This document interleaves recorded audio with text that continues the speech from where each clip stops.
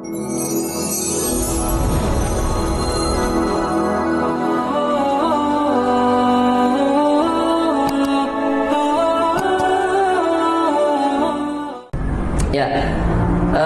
ini kemarin di awal kita sedikit membahas tentang hakikat kesehatan mental dalam Islam. Pertama, akidah salimah ya, akidahnya harus sehat. Akidahnya harus sehat, betul-betul. Akidah itu ikatan pemahaman, ada tauhid, isinya tauhid ya. Akidah itu ilmunya tauhid. Jadi benar-benar nanti juga ada di sini tentang keyakinan, bab keyakinan. Nanti kita part-part dibagi-bagi ya supaya jelas. Dan kalau bisa ini nanti kalian juga yang bisa menerapkan ke teman-teman, ke yang lainnya. Saudara-saudara, itu perlu bantuan ya. Karena ada banyak yang datang konsultasi begini A, B dan C. Tadi juga baru sebelum qabla zuhur itu datang lagi gejalanya was-was. Itu karena banyak ternyata yang was-was itu. Gara-gara was-was itu kejadian-kejadian. Dia bekerja di pabrik, kemudian suasana di pabrik itu kotor. Jadi dia setiap kali ke WC itu balik lagi, pingin cuci muka. Itu sampai berkali-kali. Imbasnya wudu diulang-ulang. Terus karena habit, nanti pola habitnya dapat, itu sampai ke makan itu nggak jadi. Pakai baju juga gitu, buka lagi masukin lagi, masukin lagi gitu ya, pakai celana, dan itu seperti itu. Sholat pun muncul bisikan-bisikan. Nah ini perlu ya orang-orang yang mampu untuk melepaskan beban-beban mereka itu, yang mana kita belajar nanti tahapan-tahapannya supaya dengan di sini bukan hanya untuk kita saja tapi bisa untuk orang lain juga ya. Siap ya. Cek aja di rumah gitu kan, cek di rumah. Kalau ada punya saudara misalkan 6, 5, 7 atau 2 lah ya. Ada yang saudaranya banyak gak? 7 ada?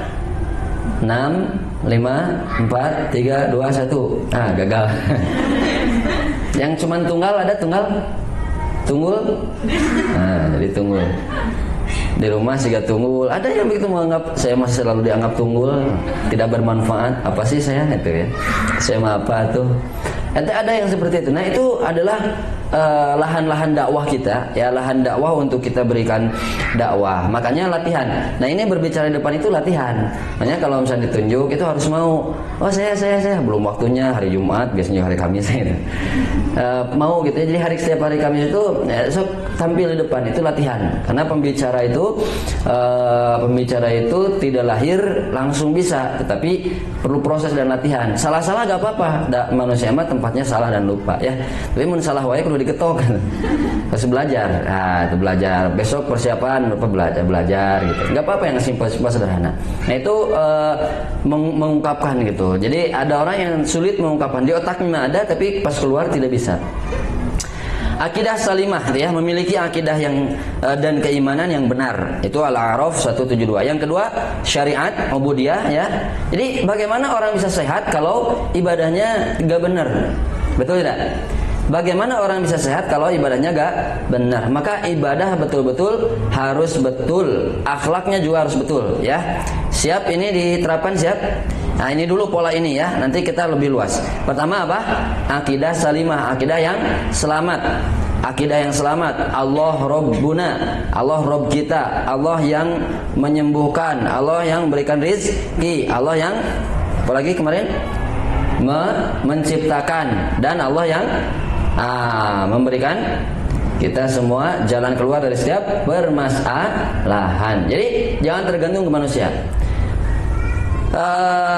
Ikhwati fillah, bahwa di dalam manusia itu ada tingkatan level-level energi. Saya bahasakan energi saja supaya mudah dicerna. Energi yang terburuk itu paling bawah itu kekecewaan. Orang yang sering kecewa, dia cenderung sering terkena penyakit mah akut. Jadi mun dia sok aya sakit mah itu sering kecewa. Nah, sok saya dia katingali wajahna mah adalah kurus, krempeng, kering, kerontang. Ya. Makan 2 suap ke suara gitu yang muntah. Ada yang gitu? Ini harus perlu dideteksi. Itu biasanya ya, itu karena terlalu banyak kecewa. Ya, orang yang terlalu banyak kecewa, kenapa bisa kecewa? Karena kecewa itu terjadi kalau kita berharap. Contoh begini, mohon maaf, sudah punya pasangan. Istrinya itu berharap suaminya pulang jam 8 malam. yang atau pulang ke jam 8 ya malamnya ditunggu ya itu ya kisbay maksudnya itu namanya ulah itu suami istri ternyata suaminya pulangnya jam 9 malam. Dia berharap ke suami, ada harapan, maka muncul kecewa tidak? Ada kecewa. Kalau sudah kecewa, rudet. Jantung tidak terkontrol itu. Ketika jantung tidak terkontrol, udara sirkulasi tidak teratur. Makanya muncul panas. Kalau kita dengan emosi itu apa coba? Emosi itu kan dua kata, E-nya elektrik, mosinya motion, gerakan. Jadi gerakan listrik. Emosi itu gerakan listrik. Maka lamun emosi suka makan konslet. Nah, pareum mengkatenya ngecepet kikian. Ini mohon maaf, dalam mahfudot bahasa Arab dikatakan awalul ghadabi junun. Awal daripada marah itu adalah gila. Awalul ghadabi jununun. Awal dari marah itu apa? Gila. Ya, awalul ghadabi junun wa akhiruhu nadaman, dan akhirnya itu penyesalan. Jadi orang yang suka marah-marah itu berarti permulaannya itu apa? Gila. Jadi kalau orang suka marah-marah sebut dia tarik ini ngalik ka dieu. ODGJ atau gila dalam bahasa tanda kutip ya, bukan gila yang tidak waras, tanda kutip. Orang gila itu kan kehilangan akal. Jadi orang yang emosinya tinggi, motion elektriknya cepat sehingga terjadi konsleting. Nah, darah itu akan panas nanti. Kalau konslet kan panas. Nah, kalau sudah panas nanti ke tubuh, jin atau setan itu mampu terus membisikkan. Akhirnya apa? Ketutup. Nih rumusnya. Ketika hati ketutup, otak ketutup, panca indera ketutup. Ulangi lagi ya Pak. Hati tertutup, otak panca indera tertutup. Makanya tidak heran kalau sekarang banyak orang tua yang bisa membunuh anaknya. Kenapa? Hati ketutup. Karena emosi tadi. Itu gejala yang pertama itu satu aja, itu emosi. Dari mana emosi munculnya? Dari kecewa. Dari mana kecewa munculnya? Dari harapan. Makanya dalam Islam ada ar-roja wal khauf. Takut dan berharap itu hanya pada siapa? Allah. Ini akidahnya harus selamat. Takut dan berharap hanya pada Allah. Itu sehat. Tenang, damai itu. Hidup itu.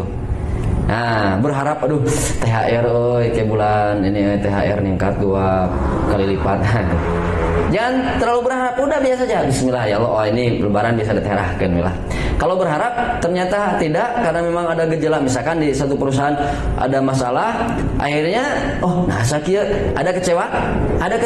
Kalau sudah kecewa bagaimana? Kehel ya, benci umbak-ambak, rarungsing, betul tidak? Rarungsing. Kalau sudah rarungsing, kerjaan semua tidak benar. Emosi, ya, elektrik di dalam tubuhnya itu terus bergejolak. Jantung terus berdetak itu kencang, sirkulasi tidak teratur, sakit. Nah, jadi awal mulanya dari sana. Makanya kita ulang rumusnya, berharap hanya pada siapa? Allah. Kalau berharapannya Allah, nanti kesana itu ada tawakal. Apa itu tawakal? Ya, kita pasrah dibarengi dengan usaha, itu tawakal. Jadi pasrah dibarengi dengan usaha kita, tidak hanya sekedar pasrah saja. Nah, kita berharap sama Allah. Contoh misalkan kita ingin berangkat nih umroh, ya, ini ada teman-teman juga di jamaah sudah ini udah kumpul bikin tasyakuran gitu kan, mau umroh, itu Seninnya mau umroh, ternyata ada COVID menyerang, diumumkan jadi gak jadi. Itu banyak yang gitu. Nah, kalau berharap berlebih, muncul kecewa, muncul ambek. Aduh, ya nah gitu. Akhirnya nyalahkan batur. Nyalahkan diri sendiri, nyalahkan orang lain. Ada yang suka nyalahin diri sendiri tidak? Ada. Nah, numpang tariknya itu pangseringan. Menyalahkan diri sendiri. Atau ini kesalahan saya, ini gini sampai betul-betul mulai. Itu tidak boleh. Menyalahkan diri sendiri tidak boleh. Dan saya tuh dulu berjuang 4 tahun kurang itu dari 2010 sampai 2014 itu sering sakit, hampir tiap minggu itu sakit terus. Kenapa? Karena dulu emosi tidak terkontrol. Dulu belum menggali tentang seluk-beluk tentang bab takdir, pola mindset dan olah hati.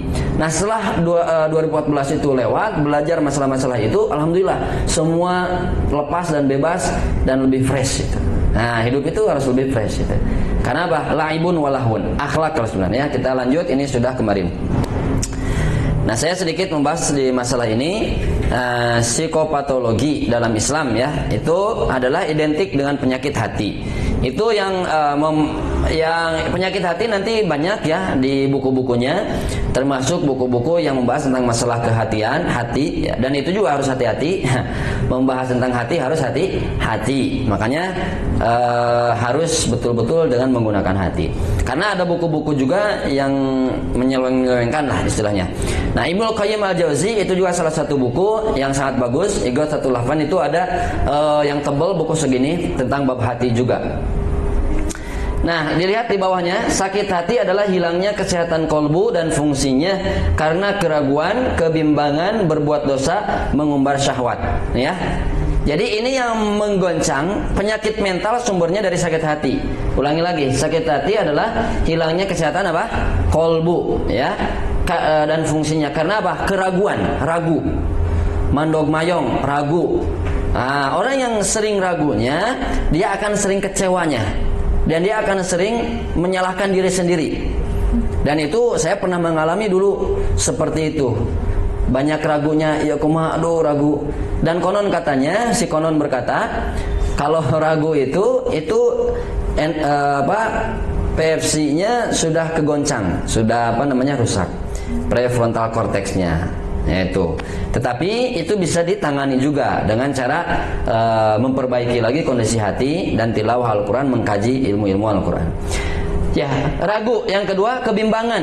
Bimbang sama ragu, nah itu hampir sama. Nah, kalau bimbang itu bimbang, ngabayang-bayang, kumaha ieu, kumaha kitu, gitu ya. Suka bimbang. Lalu kemudian berbuat dosa, banyak berbuat dosa. Ini sekarang sudah menjadi yang sekarang yang lagi viral juga itu kan ya.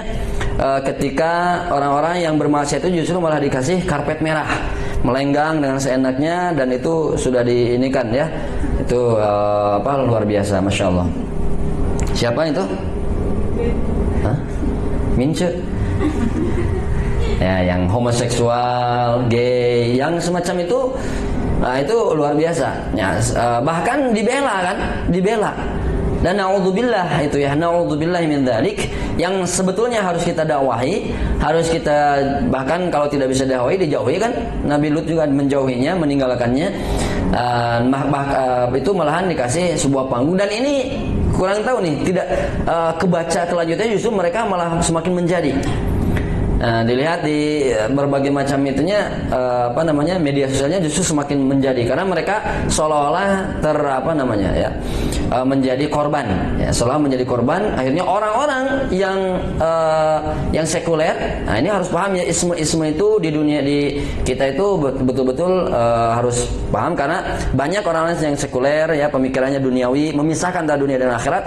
Nah itu mereka mendukung, semakin diarak, semakin dijunjung, mereka itu semakin dijunjung karena ada kejadian ini.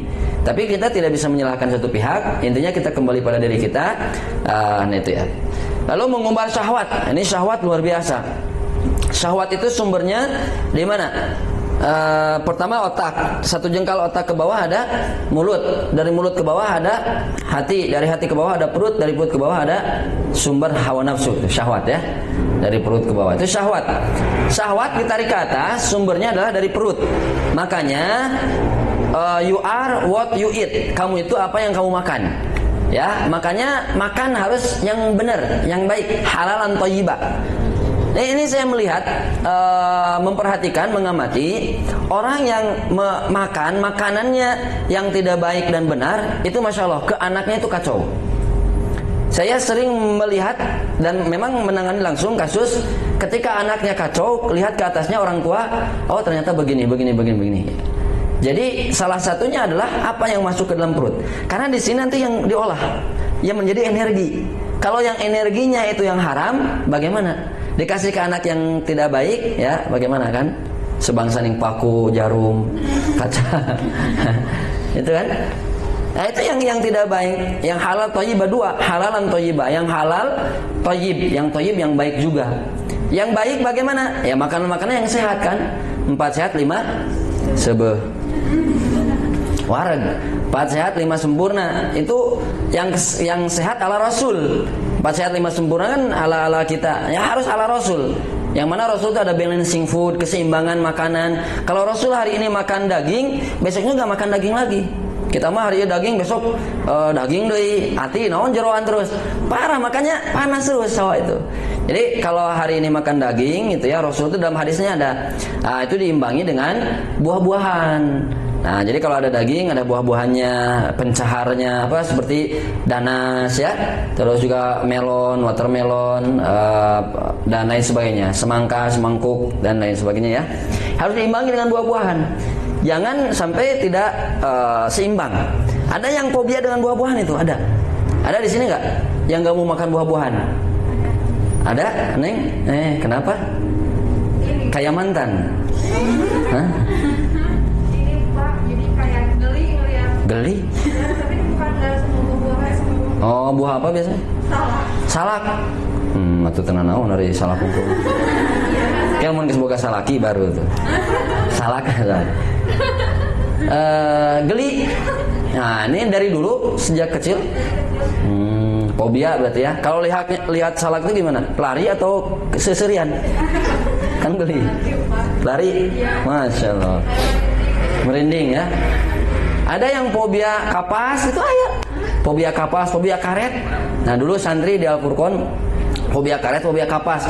Mau ningali kapas lupa langsung nangis malahan mah. Nangis di tempat fobia kapas. Ada yang fobia cucunguk, kebanyakan perempuan itu fobia cucunguk ya.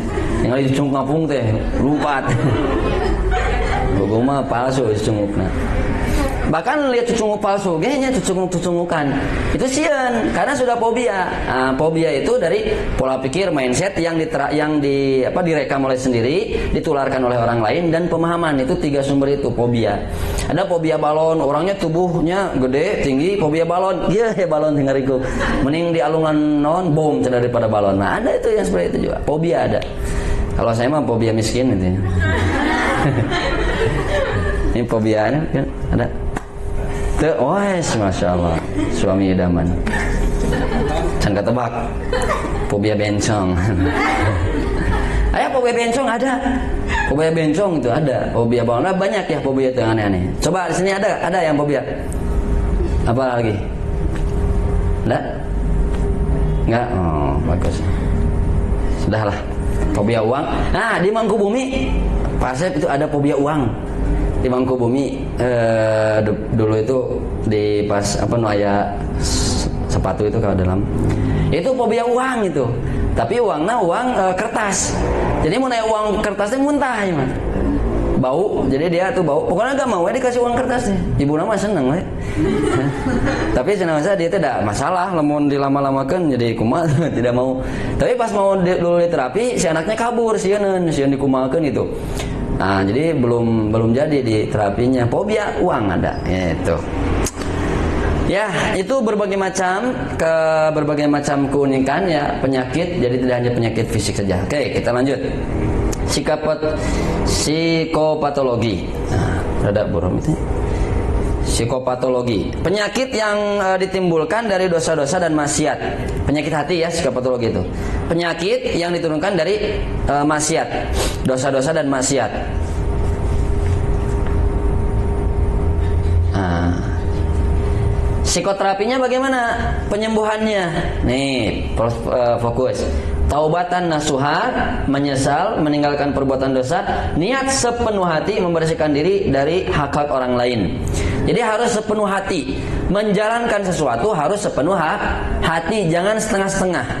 Ya, sesuatu itu kalau setengah-setengah tidak enak. Ya, jadi harus sepenuh hati. Bekerja di sini sepenuh hati. Jadi berangkatnya ada program apa itu sepenuh hati dilaksanakan. Kalau setengah hati capek dijamin. Setengah hati itu tidak enak, capek. Nah, meskipun panas, apapun segala macam kan, kalau sepenuh hati itu dilawan terus, dihadang terus, meskipun badai, ombak, menerjang, semua akan dilalui, gitu ya. Kalau sepenuh hati. Tapi kalau setengah hati, ya kan, sebelum menikah mah betul-betul, wah, I love you love me, and I love dan lain sebagainya. I like you like me, and I love you, dan I hate you hate me, kan jadinya I hate you hate me. I hate you hate me, and I hitut. Kalau sudah nikah sebulan 2 bulan, nah itu mulai muncul kelihatan kan karakter aslinya. Oh ternyata istri saya itu begini.